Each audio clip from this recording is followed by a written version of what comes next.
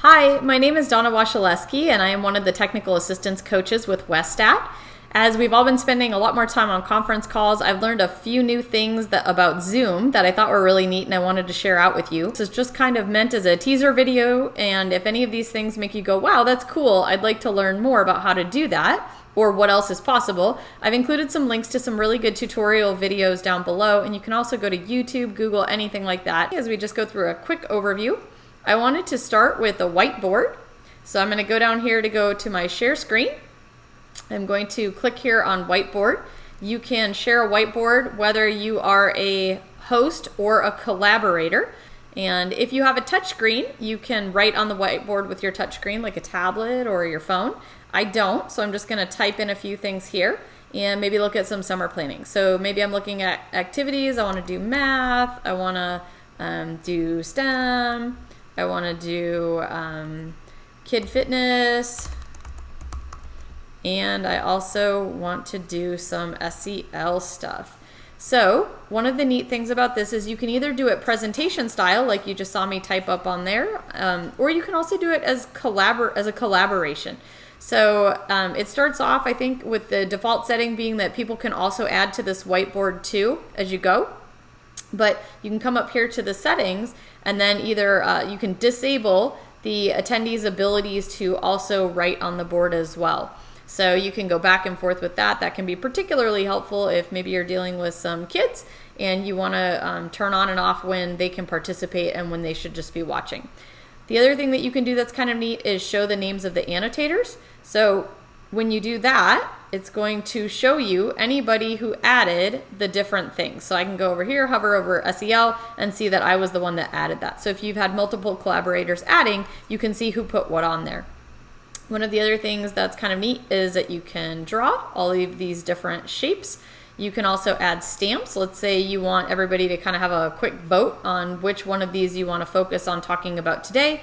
And your participants can maybe come and put a check mark here if they wanted to do that, and then maybe somebody is like, I just absolutely do not want to talk about math today, and they can put something like that over there. So you can use the stamps. Maybe somebody says, they put a question mark and go, I don't even know what SEL is. Can we talk about that? The spotlight just lets you hover over. It kind of draws a little bit more attention to your mouse, and that arrow can flag the things that you added, so you can kind of put your stamp on that. You can erase anything, change colors, all of that. Undo, redo. A little bit more about how you can use it for the planning too. I've decided that maybe our kids need to really work on some of their SEL and mindfulness this summer. So we decided that we want to really focus right now on our yoga, kid fitness, and mindfulness arts and crafts. So I added those activities and maybe a bunch of different staff name who I think might be a good choice for those activities. So again, I can just hover over it if I have the annotations and see who recommended what staff if we're all working on this together. For the drawings, maybe we decide that we want to do yoga at center 1, center 2, and center 3. So we could just do our arrows there and then maybe just do like, this is going to be center 2. And this is going to be center 3, and then I want to move my staff around. So maybe I decide that Gus will be a really good fit with the kids at center 1. Terry should probably go at center 2, Suni at center 3, and then maybe Jesus, Jada, and Erica. So lots of different ways to move things around and use this for brainstorming, and just wanted to also make sure to highlight the draw feature. You can also do things like putting circles around it, all kinds of things with that.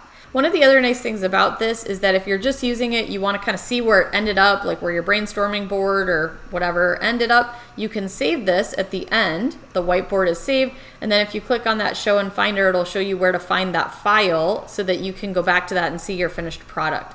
The other part that's kind of neat is that you can also record this. So let's say you're trying to do like a tutorial, you're trying to have a teacher kind of map out how a math problem would work. You can record them working on this whiteboard and then save that, and then other kids can come back and look at how they worked out that problem as well. Or the opposite, you can have the student work out the problem on the whiteboard, and then the teacher can see how their work progressed as well. So lots of different cool things that you can do with the whiteboard, and I just wanted to introduce you to that feature of Zoom. Whiteboard looked interesting to you, I would encourage you to go check out more information on all the features and how to use them. You can either do a search for Zoom Whiteboard and come up with videos or articles, or also just go directly to Zoom's Help Center, type in Whiteboard, which is what I did, and it's going to bring up all kinds of great articles about the whiteboard as well.